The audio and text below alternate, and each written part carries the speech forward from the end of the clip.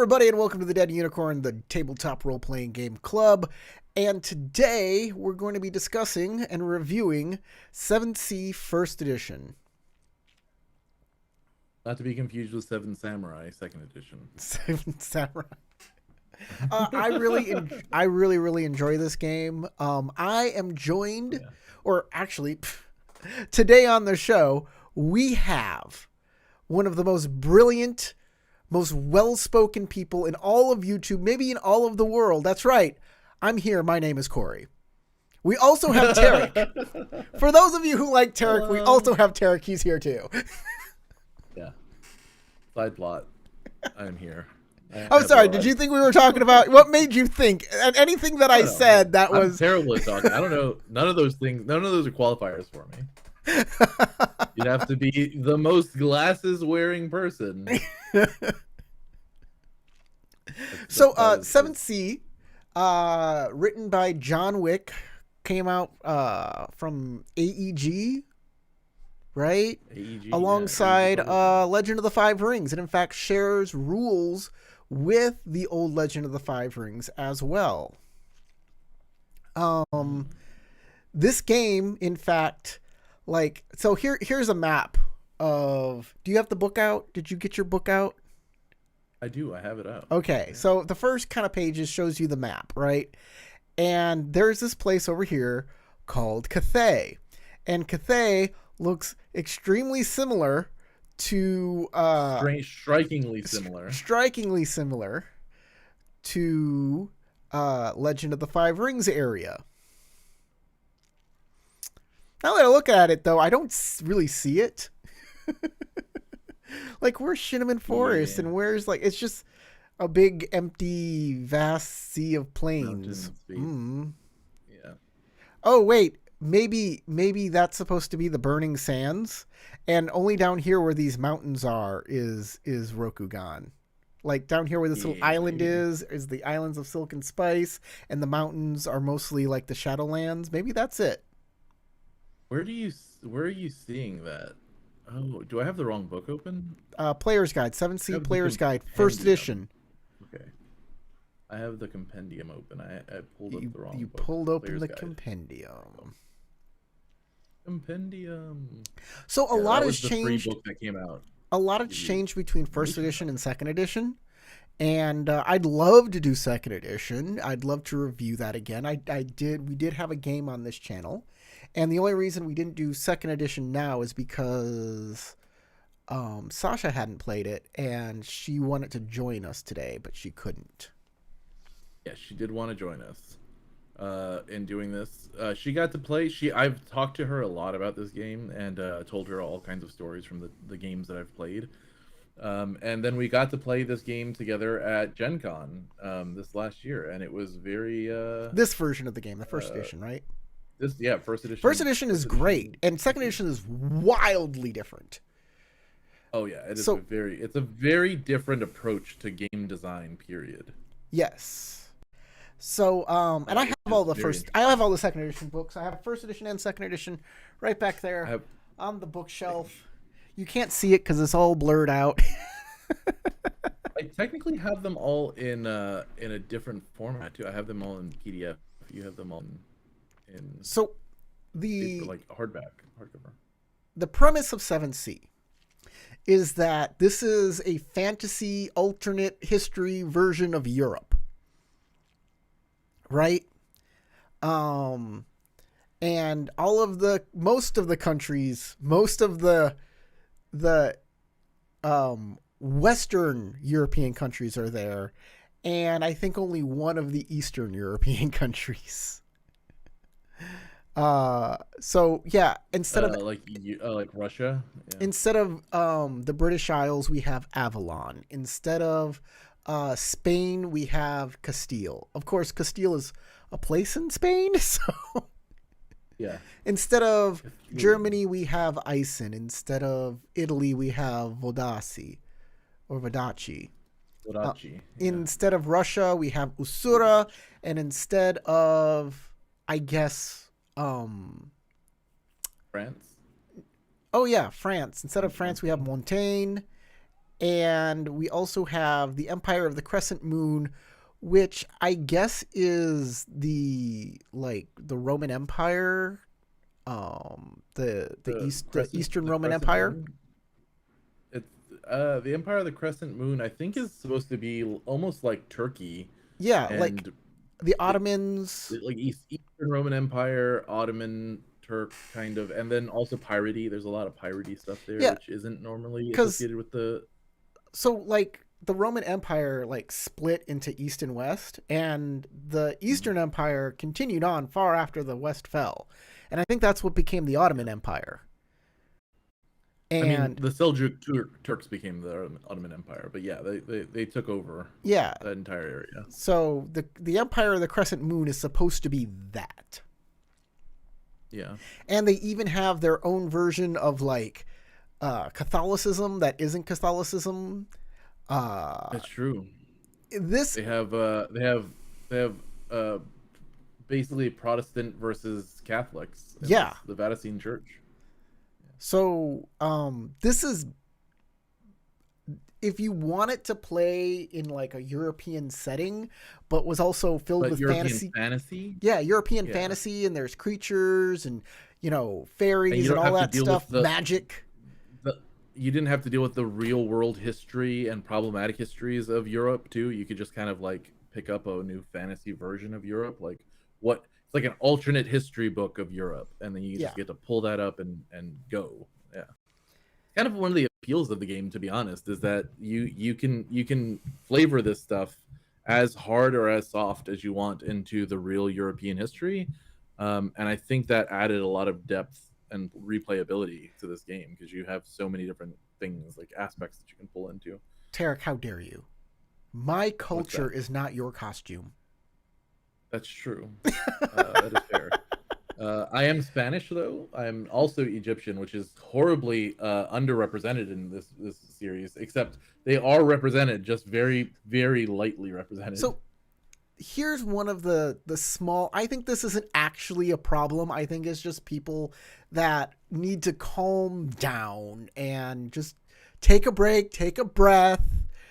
There are a lot of people who are like, hey, this is my culture. It's not a game. What are you doing? You get the same people in Legend of the Five Rings, right? L5R, yeah. And well, I tend to see in L5R a lot of people who aren't Japanese or like of Asian descent who are like, this is not okay. Y'all are role playing, samurai, and you're not Japanese. Yeah. What have you? It's like other people are mad for them. For somebody else's. Yeah. Are you mad for those people? Did they tell you, and now you're telling? Can I get them to come tell me? I've heard a lot more like, this is awesome. I get representation in a game that normally most like game companies don't include or like any kind of representation for us. Yeah, hey, I don't care if there's like a United States fantasy role-playing game. That sounds cool. Like the founding fathers. Imagine Sportaman, the character. Like, Jesus I would love the founding fathers versus the Goblin Horde. I think that's a cool idea. Yeah, that's actually Civil War era USA with. As long as we don't put the goblins in like Indian headdresses or anything like that. That's where I'm drawing the line. That's really bad. Really bad. But that's exactly what somebody would think. Oh, that's that's what somebody would do. Yeah. An American company. Oh god. But this also messes with history. It puts things that happen far apart in history closer together. Like the person let's go to the pages that show each of the full color pages for each one of these are the artist who did these is amazing, and he used famous actors to portray them. So like here's Avalon, and we have a queen here that's supposed to be very much like Queen Elizabeth I, right? Elizabeth. Yeah, she's very, very close to Elizabeth. you have a bunch of and there's like even inside of a single nation, it feels like there is a lot of representative history pulled to the forefront, even if these aspects of history weren't like conglomerated together it's at the all same squished time. together. We can have the Yeah, Napoleonic Wars and the War of the Roses kind of on top of each other. Why not? You know, yeah, exactly. Why not? Castile, we It's have just like the flavor. Get as much of the flavor of a cultural aspect and pull that to the forefront and hyperbolize it, like bring it, make it exponentially if more out there. if you guys know the actors who they're supposed to be representing here, let us know. Uh, I know some of them. I know That's some. the Man in the Iron Mask for the for Louis. That's Leonardo DiCaprio. Well, yeah, okay. Down here under Castile, we have David Duchovny as like the priest, Yeah. right? And Leonardo DiCaprio as kind of the king here. And then Zorro, And then like yeah, we have a Antonio Zorro or Scarlet, Banderas. the Scarlet Pimpernel kind of character. That's El Vago. And El we'll talk Vago, about yeah. secret societies in a Los bit. Vagos. Los Vagos. Los Vago. The Vagrants. Yeah. Los Yes. Vagos. No, El Vago and Los Vagos. Oh, of It's course. pluralizing, yeah. Right, right. The multiple vagrants versus the single vagrant. The Isons, right? They I are love Iceland. so Their look is so brutal. they're trying to do kind of a Holy Roman Empire kind of thing with Ison, but they're also trying to have like Western it be a Holy Roman united Empire. country as well. It's very interesting what they're It's like trying. Austria, Germany, Mm-hmm. all of those uh Germanic tribes kind of forced into one idea. Yeah, They also are the oldest, right? Because they're still like wearing knight armor and like riding horses to yeah, yeah. battle. But their armor stands up to swordplay because it's made of And not, dragons. Yeah, it's made of dragon not only bones or sword something. blades, but bullets can't penetrate it. Yeah, You get there are guns in this. There penetrating are bullets. flintlocks and Yeah. wheel locks and all of those. And Everything. blunderbusses, yeah. There are popping locks. There's There's also magic, like yeah, intense magic. and magic. I love Iceland though, because their magic disappeared as like their country started getting destroyed more and more. And they were like the only thing I've ever seen that had, so they have this concept called Weissen. Have you read about that in 7th Sea before? Have you encountered it? The Weissen. Weissen? Yeah, the Weissen were the like these people who are so traumatized by the weight of war and how long the like country has been destitute, or perhaps the fact that the Black Woods are real in Iceland, and the monsters that inhabit the Yeah, yeah, woods yeah. are real. There's candy And houses so in they're there. so traumatized by all this stuff that they're literally like put into a state of like a fugue state where they cannot even deal with reality around them. They've kind of been broken psychologically. And so there's a disadvantage called Weissen, where you can either be affected by this and go into these fugue states where you're just so depressed and uh like hit with ennui that you can't continue like role playing in a certain sense, or you can take it as as like a thing where somebody in your family is a Weissen, and they are completely dependent upon you to like take care of them and feed them and bring them around to places and make sure that This they're taken sounds like care a of. And I great. played a character who had a dependent who was a Weissen, and that was Oh, like a okay. really Like there, interesting RP challenge to you do. don't play the Weissen. Your dependent is the Weissen, and that's your disadvantage. Yes, Because or otherwise, you like it can sounds play it like a as pretty terrible character to play as a hero. you That's you not a can heroic you can character. take it as one of your arcana things, I think, too, where you're depressive, and so every once in a while if something happens you just lose hope. You're just like, well, nothing's gonna work out, and kind of depressive, you know what I mean? So it can be both. It can As be long as both, this and I thought doesn't it was really interesting. like stop you from playing the game. That's like because Oh no, that's it my doesn't stop you from biggest. playing the game. It just makes you. It makes your. It's like, you know how the 7th Sea works. It just makes certain things harder for you to accomplish Yeah, yeah. because you're feeling ennui. Maybe your social checks will be worse because you're constantly complaining about how the world is terrible. Next is the Montaigne, and here we have like the old royal kings. This person has declared himself an emperor, and they're like some of it kind of wants to be the Napoleonic times, even though that's like way further in the future. And then also King Louis, because the King emperor Louis. isn't Napoleon, but you have King Louis who's like the emperor, who's claiming himself to be the emperor, and then there's the Napoleon who's like the head of the army, who could potentially like lead to the uprising, and then there's the whole like it's like in an in-between period where you mush together Napoleon's rise after the bloody, revolution, and the pre-revolution times, where Montaigne is really like, as best I can remember, at the point where Marie Antoinette is going off, and the height of the revolution is about to kick off. I'm sure. Um, I'm sure it's all like meshed together too. I'm sure like there's a naked woman on a mhm. horse and all that. Oh yeah, oh yeah. Usura seems to be like the only Western European country that You mean Eastern? is kind of here represented, or Eastern Yeah. European country that is here represented. Besides Turkey, yeah. In the second edition, they do have like a Transylvanian kind of place and a Greek kind of place. They did like try and represent more stuff in the second edition, but only in first Expanded. edition Yeah. that kind of stuff didn't exist. We have We had a limited repertoire. all we have are the Hershey kiss topped castles of the Asurans, and Yeah. Christopher Lambert is right here front and center. Obviously, Uma Oh Thurman yeah. is backing him up. Oh, Uma Thurman. Yeah.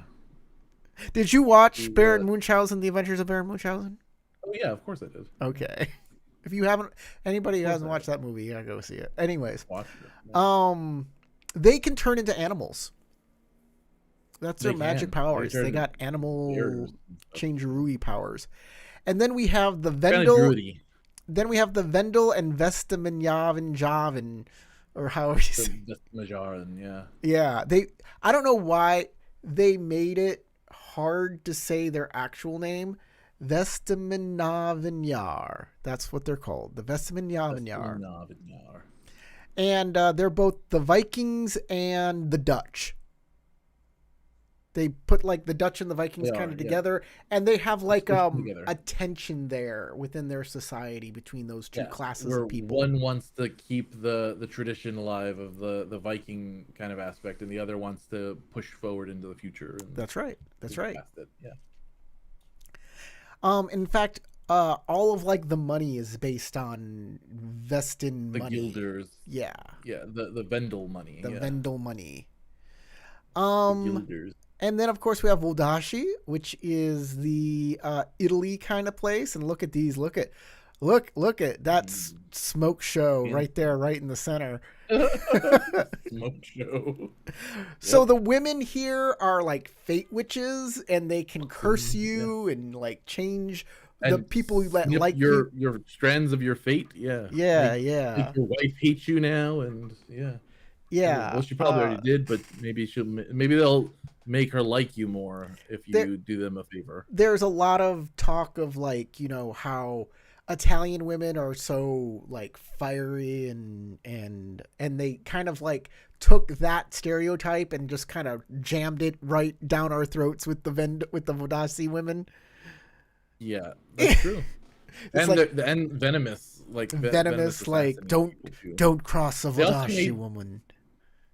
like they gave them that feeling of like post Renaissance Italy, and also like I don't know, more modern Italian stuff. They don't lean on the Roman side of things or the religious side of things No, for they Italy don't. at all. They've made a kind of weird amalgamation of like mafioso, the princedoms. Like they're very Machiavellian Yeah. at this era, um, and they're interesting. They're very interesting. They have a bunch of different principalities that rule instead of one ruler, and they all kind of Well, have their own that's kind of how competing Italy was interests. back then. They weren't Yeah, exactly. It's so it's it's uh it's fascinating. this is all fleshed out. They got calendars, they got courts and guilds, and There are ways to do duels, and there's even a Jenny's guild, and a Jenny is a Like lady of the a night. prostitute. So there's even a they protect the Jenny's guild protects sex workers. This is a very sex forward game. Like Sex positive. sex Yeah, positive. Yeah, it's pretty great. it is. It was really good. It's really good about that kind of stuff. Even like same sex romances and stuff like that are explored in the game too. It's really pretty progressive. Pirates and privateers. So ships and being on the sea is like it's supposed to be a main feature of the game.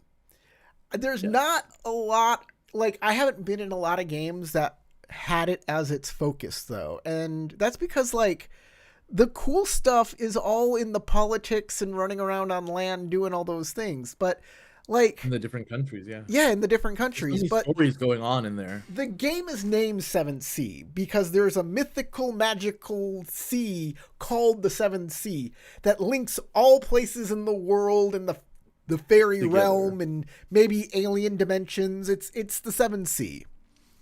It's when in Pirates of the Caribbean, where Jack dies and they have to fall off the edge of the world, and that's the 7th Sea to me. That's the 7th Sea, yeah. That's the kind of 7th it. Sea. Yeah.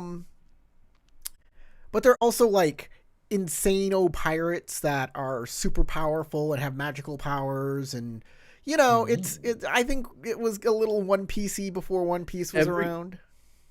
Yeah. Also, every nation has their own style of pirates. Also, They I'm do. hearing myself as like a echoing. You can hear yourself. You I don't know shouldn't. if I don't know if that's going on the stream, but I can hear myself. I hope not. Oh no. Oh, now it's gone. Hello, hello. Yeah, it's gone now. Okay. I don't know what that was, but I was hearing myself for a second. But yeah, every nation has their own style of piracy. Like you have the privateers of Avalon, you have like the actual more traditional pirates in Spain, and Montaigne, like France. You have your I think the ones that don't are Ison because it's like almost entirely landlocked. You have the Vestamajaran, or Vestiv Vinjar, whatever. You have the Vikings basically for the Vendelvesten, and then you have the Vadachi pirates are kind of like just seafaring traders. Dude, we got to move on. We can't rehash things Ton of we've pirates. already talked about. I'm just saying, there's a ton of pirates all over the place. Every nation has pirates, so they're like pirates are a very big part of the game. Yes. You're right about that. Yes. So let's talk about skills in this game. Because you pick where you're from, and you pick your sword. Secret societies first. So before we go to secret societies, when you make a character, you pick where you're from, and you pick whether you're a swordsman or a magic user, and Or neither. neither. And then you pick skills. And Yeah. whenever you pick these things, you also get skills. You if you're this kinds of a swordsman, you get these skills. And skills aren't just one thing. They're like a whole bunch of little things underneath it called knacks. Yeah. You get a skill group, and then you get a bunch of knacks in the group. Yeah. So knacks can be represented in multiple different skill groups. So if you get the criminal skill, you get gambling, quack, shadowing, and stealth. But you can also buy advanced knacks: ambush, cheating, lockpicking, pickpocketing, prestidigitation, and scrounging. But you can only do that at certain points in the game. You have to What do you think of this entire? It's really complicated. So this is one of the things that I wanted to talk about when I was prepping for this game. Yeah. Is that the skill system is very complicated. It's very complicated. It once you get the hang of it, it becomes a little easier to kind of like grok.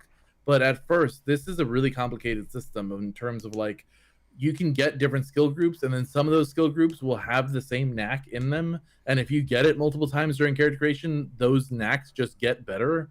So it almost encourages you to take skill groups that are similar to each other so that you can max out the amount of points you have in each knack. But then you also only have a certain number of points to spend. And if you spend those points the way that the character creation works is you have a bunch of points to spend. You can spend points on being like, I want to be this swordsman school. I want to have this type of magic. I want to have these advantages.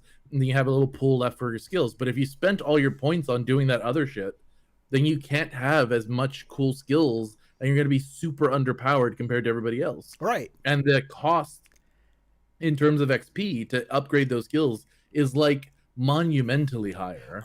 Also, so trying to get a skill higher is just like brutal. It's very, if you don't make your character right, you can be very stymied early on. And the fact that these skills are broken up into all these knacks, and if you don't have the right knack, you can't do the thing that you want to do, and it's just frustrating. Exactly. It gets a little frustrating.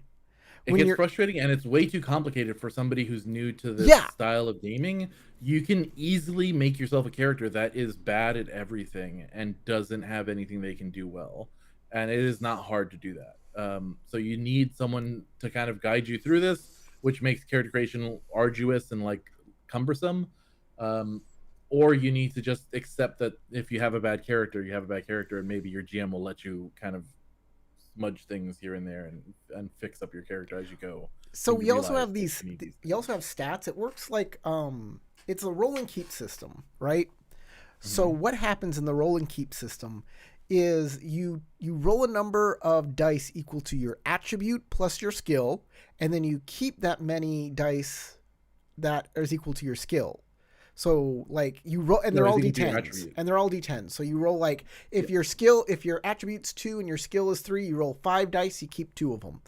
And 10s explode. So 10s you re-roll, and both of those. But only if you have the skill. Only if you have the skill, then your 10 explodes. If you don't have the skill, your 10 doesn't explode. And also, I think in this edition of 7th, isn't it that your skill becomes your rolled dice, and your trait becomes your kept dice, I think. And the only time they merge together is when you're rolling for damage, and then you add the stats together for your damage dice plus your brawn modifier or whatever. Okay. And that becomes your thing.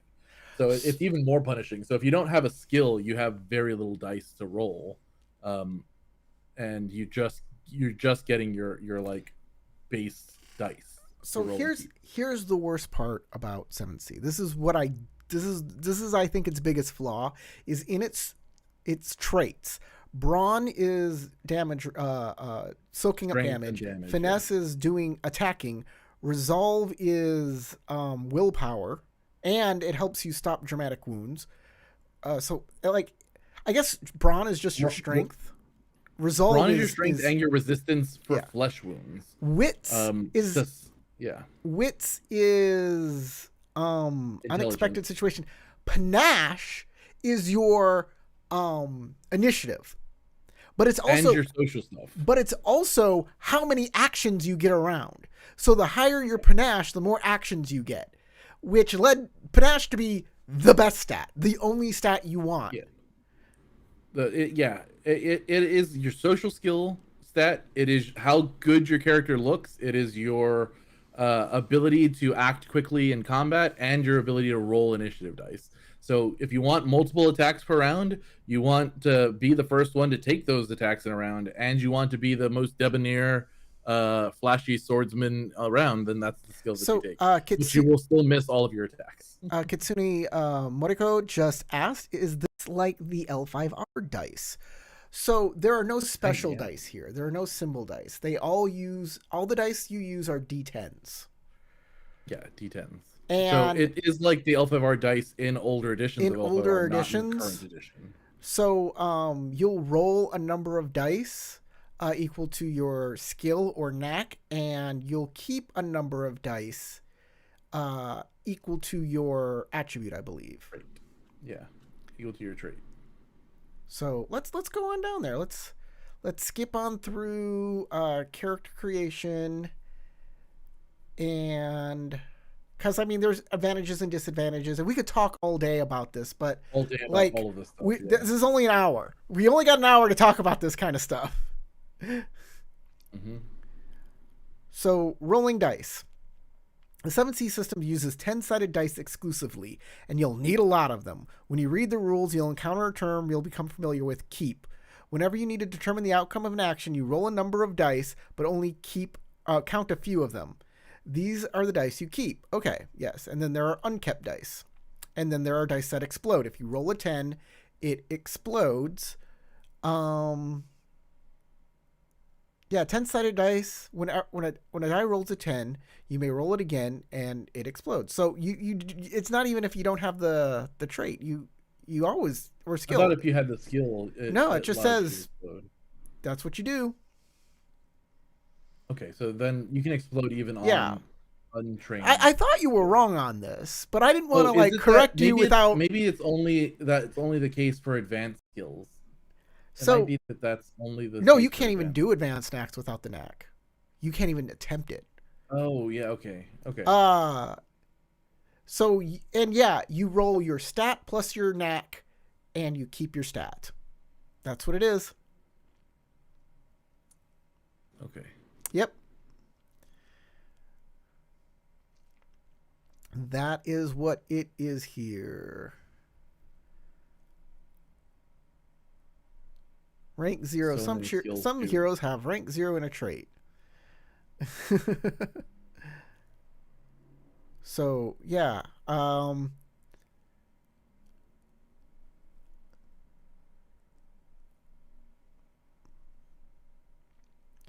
Okay. Skills. If a trait defines, then skill defines what he's learned. Okay. Each skill is further broken down into knacks. Oops. Yeah, adding skill knacks to rolls, raises. I love raises. Raises were a great idea. So basically, every task has a target number. Every task has a target number. Right here is the target number chart. I'm going to put it up on the screen for everybody. And you usually know it. The game master tells you what the target number is. Then you can make raises. And raises increase the target number by 5 every time. And with raises, you can do extra damage. You can do extra actions or do something different or more advanced with raises. It was a way to do called shots and things like that. You as a player, or add flair to your attacks. Like I'm gonna jump off of the wall and attack the chandelier, and then the chandelier is gonna do the damage for me instead of all the other stuff. Yeah. And then we have drama dice. You may add, basically, the game master would give out drama points or drama dice during the game if he thought you did something in roleplay that was really cool or really helped the game out. But mainly what happened is if you made the game master laugh, you got a drama die. Yeah. Made the game master laugh. You did something really impressive, or made a funny or a impressive dramatic statement in the middle of the game or something like that, then you get a drama die. When you spend a drama die, you can do cool things like add a kept die to any roll. You can recover from being knocked out. You may activate a virtue or activate a villain's flaw. That was all good, and sometimes very necessary. New people used it, and people who played this game a lot never used it. Yeah. Why did people not want to spend drama dice? Right there on the page. Drama dice are also used to gain experience for your hero. At the end of the story, all your unspent drama dice convert directly into experience points. You want to get better, and everything is expensive. Remember, I mentioned everything is insanely expensive. So if you want to have those cool skills and get better, you want to hoard every single drama dice. Every single drama dice you have. Even though it is nearly essential for you to be spending them to do things like recover from being knocked out or activating flaws in the villains that you're going up against, because otherwise they're way too powerful for you to handle. If you're not doing that, you're putting your entire party and yourself at a massive disadvantage. But I had players that would be like, you spend the drama die. I'm not spending any freaking drama dice. I'm not going to be able to become a better character if I keep spending drama dice. I can't spend any. It was infuriating. So I was just like, drama dice do not convert into XP. I will not. Yeah. I took that rule right out. Way to do it. Yeah, every 7th Sea game that I've played for the most part has implemented this rule of like Yeah, no it's more drama dice becoming XP. I will just reward additional XP to make sure that y'all are able to grow as characters over the course of the campaign as you need to. But we are not doing this drama because people hoarding drama dice screws over people and leads to people dying way too I often. I Not had a happening. guy, I had a game master, and I liked this idea. He was like, "All right, when I give you a drama die, you can spend that drama die, but you keep the drama point, and it turns into XP at the end, even if you spend it or you don't." Oh, that's good. And I was That's a like, really "Hey, that's interesting great. idea. You're a great guy." Yeah, best of both worlds. Yeah, Yeah. that's So not a bad way to encourage more dramatic roleplay too. the drama dice rule that unspent drama dice converts into experience points is the worst rule in this game, hands down. Yeah, yeah, easily the worst rule in the game for sure. Followed very quickly by there is a stat that gives you extra actions. Yeah, the stat that gives you extra actions. I mean, it's not the worst. I think because I have played a character who had a 2 panache for almost an entire campaign and was still one of the most effective characters. But you really have to to do that. You really have to know the game well enough Yeah. to be able to survive. Otherwise, you can quickly get overwhelmed, and you have to use your actions very wisely when they are limited, and your opponent has a massive amount of them This was because one you of could the go down in a single turn. this is one of the first games that uh that sectioned off NPCs into brutes, henchmen, and villains. Like you have minions Mm-hmm. and uh uh big bad guy. Henchman, yeah, and then villain, Your big BBG. BBEG. Yeah. Yeah, This was one of the I first. liked it. They even, yeah, this is one of the So first games that took the Chanbara ideology, the Chanbara movies of like having the the musketeers fighting a bunch of people and being able to take out a whole squad of soldiers, and then struggle when it comes to fighting an actual named NPC or a right. named character in the story, and you're having to face off against this big bad. Like So it brutes makes it much more thematically appropriate. brutes one hit knocks them out. They were one hit guys. It was great. And then you can Yeah, do raises to knock out extra guys with one die roll. with one attack. Yeah, Mm-hmm. I swing my rapier and knock out 5 dudes. Five Yeah, guys. And I'm like, I what do you feel need feel extra like a attacks for badass. if you can just do that? Why do we have panache? Yeah, exactly. Anyways, it was really great. One of the best rules. And a very early social system called the repartee Yeah, system. It was a I little loved it. clunky, but also pretty good. Like Mm-hmm. I back in the day, I remember people just gushing over this thing, and I looked at it and I was Gushing like, over it because it's okay. the ability to banter back and forth and get like effects happening in game was something that a lot of games never allowed you to do. Like Yeah, being able to be a social character and have like actual effects on the game state and the world is like it, a massive upgrade from doing like your D&D stuff where you're like, yeah, I roll my diplomacy th- and if I fail then I'm screwed, or if I th- don't, this like there's stuff no real didn't concretion this to the stuff didn't effect. exist back in the day, and now there are more and more games embracing it, but it's still not one of the things you usually see in role-playing games even to this day. Unfortunately, yeah. It's like pulling teeth to get this stuff to work. Yeah. Like Or to get there are some companies great to indie actually games code it. out there. Hey, thirsty sword lesbians, anybody? Yeah, exactly. They have a great social system in it. Yeah. Some games nail it. Some games will never ever even approach trying Made to do it. made the role-playing game. Yeah, oh god, made the role playing game. Okay. Oh my gosh. So yeah, they and all their repartee system was charm, intimidate, and taunt. That was it. That's all you Yeah. needed. But those had effects. Those They gave did. actual mechanical benefits and detriments. And they weren't mind control either. And Intimidate, they weren't mind control either. yeah, no, intimidate didn't make another person do what you wanted. What it did was gave a person you intimidated a penalty for a round. Mm-hmm. Charm. Uh, Charm changes a person's attitude and favorability. Doesn't make them do what you want, just, makes them It more gives them favorable to influence. you, less likely to Yeah. attack you. And Taunt does the opposite, makes them more likely to attack you. Hmm. Which is also good. It gives you some tactical usage of the skills as well Yeah. that you're taking. It has a lot of stuff on ship design and how ships work, which is fine. That's all good. And sorceries, full-blooded, half-blooded, twice-blooded. You could get all sorts of cool sorceries. The Robin Goodfellow allowed you to do Scooby stealth. Oh yeah. You Um, had swordsman schools as well, yeah. yeah. Um, Bunch of different styles of fighting, which I thought was really cool. I loved how the different oh fencing yeah, styles and the historical different styles of fencing Emo were schools. represented. How different fencing schools worked were so different and gave your character awesome flavor. You know what we can talk about Yeah. now? That thing you wanted to talk about. What's the What's thing that? you were itching to talk about? The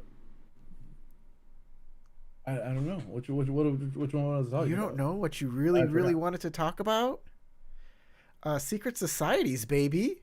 Oh, secret societies. Yes, secret societies are another layer on top of all of the other character creation stuff that you got to choose, or avoid. You could avoid this, but there are so many interesting little secret societies your character could be a part of, like the Relâcherie. You had the Die Kreuzritter, which were like the religious assassins that worked for the Vatican Church. You had the Inquisition.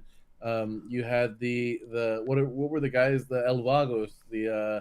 Or Los Vagos. You had the Invisible College, which is like a bunch of intellectuals who are working together to try to bring technology into public Are view are against the Inquisition, and like there's so many different are options. secret societies in the player's handbook? Yeah, they are. I don't see them. What page They're are in they the on? very Oh, here beginning we of go. the book. 1679, 106, probably 106 or one. Yeah, it Yeah, was yeah, near the yeah. beginning of the book. I was looking for them, and I'm just like, where are they? 136 probably. Ah, here we go. Memberships in the secret societies: the Explorer Society, the Invisible College, the Rosencross, the Die Kreuzritter, Los Vogos, Rascilieri, the And each Freethinkers, and Sophia's Daughters. Yeah, the Relâcherie. The Relâcherie are like they're all very flavorful aspects to add to your character if you'd like. They will reinforce certain character traits that you have, but they weren't really well described in the core rulebook. They each one of these groups, whether it was your nations or your secret societies, got follow-up books that were released that really expanded the lore and the history and the like play mechanics of each one of these types of groups, whether it was national factions, whether it was internal politics, whether it was secret societies, whether it was swordsmen's guilds, whether it was merchant guilds, whether it was whatever pirate factions and stuff like that. Everything had expanded lore at some point in first edition Yeah. 7th So that really dug in and gave you options for how to play your character. all of this is were advantages that you had to buy. You had to put points into it. So like During swordsman your duration. guilds and being a magic user, and they were all extra points on top of buying your skills, on top of buying your attributes. Traits, yeah. Being a noble, everything. Which is, if you want any money or to be able to buy anything in the game, you need to be a noble And or then there like were have some way of income, because otherwise you just didn't have income. yeah. You were just a broke person walking around. Then there Well, was like game masters would always limit the amount of advantages you could take. yeah, And because it was usually they can be so 10. powerful. It was usually 10. So you could, if you wanted to be a noble, that was pretty much all you were. If you wanted to have Castilian I education, think that was I it. think this has a built-in advantages pool that you could take. How many points? I think it was No, like no. 30 or 40, and You then you got, had to. nope. You're thinking of, that's how many points you get total. How you build your character is they just give you a certain amount of points. That's It's true. like you start with 40 or 45 points or something like that, and you make your That character. advantages and disadvantages had points that were associated with it, or Now, was it? in the Game Master's book, they made like a party. Okay, when you sit down, you have 100 hero points to make a character. That's what it is. It's 100 hero points. Yeah. Right. All advantages have their own hero point cost. You may purchase as many points of advantages as you like. So, yeah, the game says you can do whatever you like with advantages. But I've had a Game Masters that's like, calm down. You can't have as many as you want. Yeah. Which I think the actual opposite should be applied to 7C, because taking advantages removes your ability to do other things. Like, okay, you want to have all these beautiful advantages? Well, guess what? Your skills are going to start at nothing. So, Your sorceries are going to start at nothing. You're not going to have a bunch of other yeah, stuff. full blooded. Being full blooded and twice blooded sorcery costs 40 hero points. That's like Yeah. almost half. Exactly. And I played a twice blooded sorcerer in one game, and I had a character who had Draconice in another game. So yeah, it costs a lot of points to invest into these things, and you lose out on the ability of doing. I had a twice blooded sorcerer who was a full noble, so that's 80. That's like 80 points right there. So I had 20 points to spend on skills, and that was Yeah. it. So it can be brutal. For making those decisions. But if you that's the character you want to play, play the I was a noble and I happen to have these inherent gifts, but I have been sheltered my whole life, so I don't know how to do shit. Like, sure, you can play that character. There are alternate rules in the Game Master's book, because this is just the player's handbook that we've been looking at. There's a Game Master's book. In it, it says, hey, if you have 5 players, you can, instead of giving everybody 100 points, you can just say, hey, everybody, here's 500 points to make all of your characters. Do it however you want. As a pool? As a pool. That's right. That's interesting. Did you not read the Game Master's book? You have to do some negotiations. I've just never seen that work. You know what I mean? Because no, you're gonna have to do some delicate negotiations on how you want to actually build your characters. And I have a feeling everybody's going to try to do as close to the 100 mark as possible. Let me see if I can't. So I have played a character who had no Swordsman's Guild, no sorceries, no noble, who was a footman for another character in the game, like a quote unquote servant, who was secretly an assassin, and all of their skills were really high to start with, because I had so many XP to spend on just skills. Here's the Game Master's book. By the way, there's a number on each one of these books. This one's 1668. That's the year. That's the in-game year for this book. Yeah, and that year changed as they made different books. And history. Yeah, the history grew as more events happened in the game. Yep.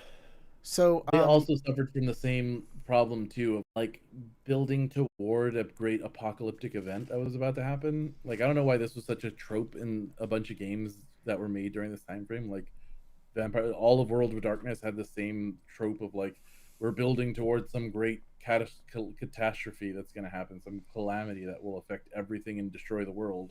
And 7C had a similar thing where the like Cernith were going to come back. So here it talks about like the different NPCs and villains you could be facing, including what the Sidhe are and how the Sidhe works, how the secret societies actually work, optional hero creation rules if you wanted to do that kind of stuff, but also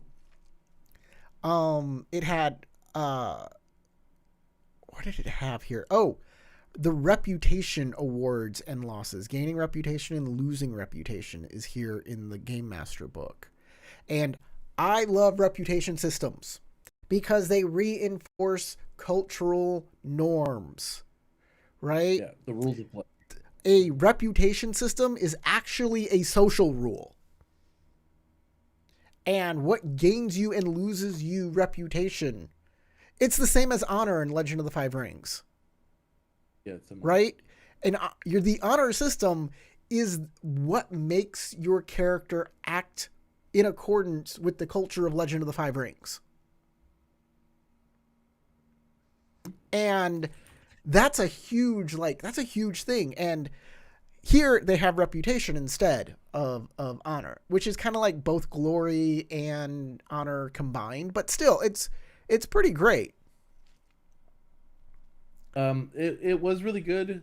They also gave you some allowances because everything was supposed to be heroic in this game, right? So everything was geared towards giving you a reputation for heroic deeds. But there are some people who wanted to play less than savory characters. But what they did was they made a compromise where there was advantages you could take that made you more capable of going into negative reputation. You never wanted to go too far negative because if you went to a certain point, you automatically became a villain, and your PC became an NPC under your GM's control, as you are now a villainous character. You're no longer a hero. Here are a few optional ways to create heroes in 7C, ensemble style. Instead of getting each player 100 points to make their characters, give them a lump sum to work with. However, make sure that the sum isn't easily divisible. For example, count up how much players you have and then use this chart below. For 2 players, give them 175. For 3, give them 275. Like, skimp 25 points off the top for their characters. Oh God. Oh my goodness. So brutal. That's a very brutal way to encourage. It's like cutthroat. Make all your players like froth at the mouth trying to get XP. This is one of the earliest times I've ever seen this. Campaign interest chart. Make a list of things that your players want in the game, and then they rank them. And that tells you what you should put in the game as a game master. So like intrigue, action, romance, exploration, and military. Which of these things, how high does each player rank these? And then look at their ranking of that to see what you should actually put in the game to make everybody the happiest. Yeah. This was used a lot in the 7C games that I've played, and it's something that I used in some of the L5R games I ran. Was this exact system of let's talk about what everybody wants out of this game beforehand, especially if you're not running like an adventure module or something like that. This is great for homebrewing your own campaign, right? What is everybody looking for to get out of the campaign, and how can we make a kind of gradient here that I can look at and see what I should include that will hit points throughout the campaign that will give everybody a chance to shine and dabble in the things that most interest them, so that everybody's kind of engaged and involved. Okay, before we leave, we got to rank it. We got to rank the game. What's your favorite? Okay. What is your favorite thing that came out of first edition 7C? Social system. The social system? Yeah, the repartee system? Social system or fencing mechanics, because the fencing, I will say, the fencing mechanics in these we didn't even talk about the rules. Does feel very much like you're actually fencing, which is cool. After taking fencing classes and like martial arts classes and stuff like that, the mentality that you get into when you're playing this game in combat does feel very much like a flowing fencing, kind of almost like a dance or a rhythm game where you're trying to hit beats and understand what works and what doesn't to kind of open up strikes and get in hits, and it becomes a much more tactical game. Same thing with the social system. I think the social system was really interestingly developed and it introduced in this game. My favorite part of this game is just the world. Like they just I agree. All of the characters and the how it all works together. It was wonderfully put together. I agree. Those are two things that are very strong about a lot of the AEG games. Where would you put 7C on our ranking system? Pathfinder's B, Legend of the Five Rings, Fantasy Flight Edition is C. I will say 7C holds a very special place in my heart. So again, nostalgia warning. That being said, this game is not great for beginners. This game will confuse you if you have never played an RPG game before in your life. You will have a rough time making characters, understanding the concepts. It does have a 20 questions. It does have a 20 questions that helps. Does have a 20 questions that helps. But it's not going to be easy for a new player to grok instantly. That being said, if you've had any role playing game experience, especially experience in games that are not level based but skill based, this is a much easier game to get into. That being said, I would say this is close to an A tier for me. This system. I'm going to It comes up agree. with a lot of it comes up with a lot of great mechanics, a lot of great social mechanics, a lot of great uh, like social mechanics outside the game, like Sealy, of how to set up a campaign correctly, how to like encourage your players to work together. There are a few things that really don't hit well in this game, like drama dice as experience. But other than those few flaws that are glaring flaws, this game comes together really well. And if you once you get into it, you are going to love this game. It has so much potential and so much room to maneuver within. I It's don't think the good. learning curve is as hard as as you're making it out to be.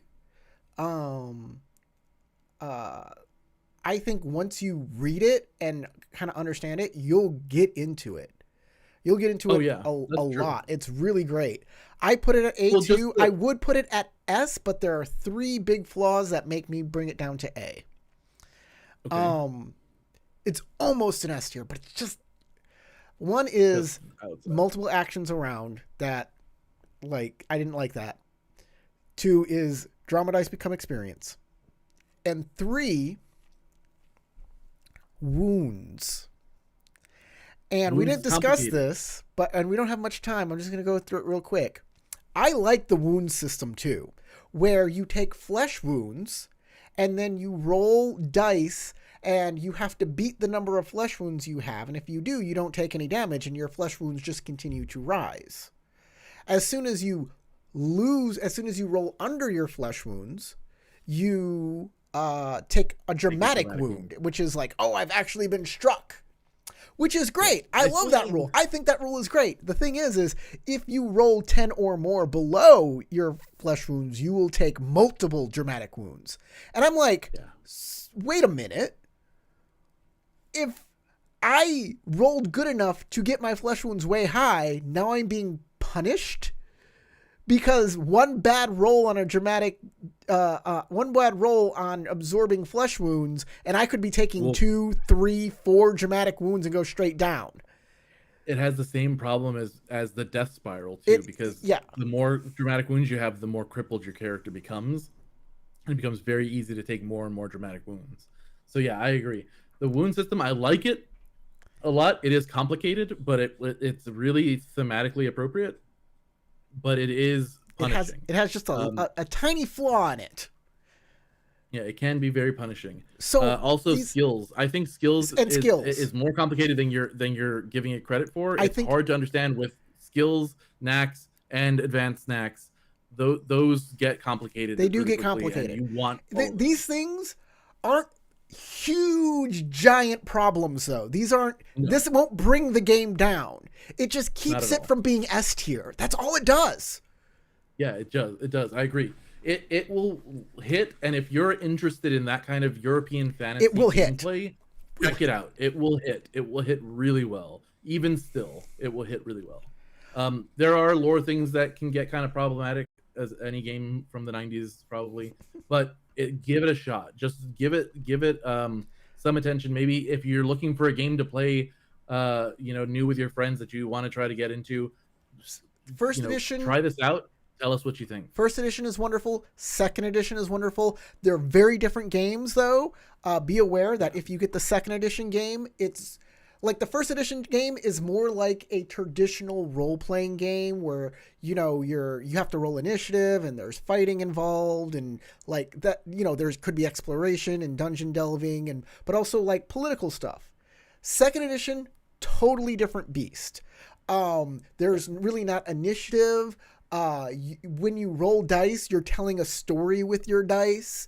Like you're using dice in ways to like Enhance or change enhance story dynamic. enhance Yeah, things exactly. So we should do second edition. We really should. I agree. But I love second edition too. First edition just as a special little thing in history that it's just it's chef kiss. yeah, it's Um, really great. It's really great. So if you're looking for a good old role-playing game, you can't go wrong with 7C. There's a lot of things you can learn from 7C too if you want to make games. Second edition is more of a storytelling game, which isn't bad either. I highly recommend it. A cooperative storytelling game. Yeah, I highly recommend it. Or collaborative, maybe. But it's gonna hit you weird. It's gonna hit different. Yeah, it's gonna hit different. Okay. And if you're not looking for that kind of thing, it might land. Thank you for watching. From Carrick and myself, my name is Corey. Get out there and go roll some dice. See you next week. Bye.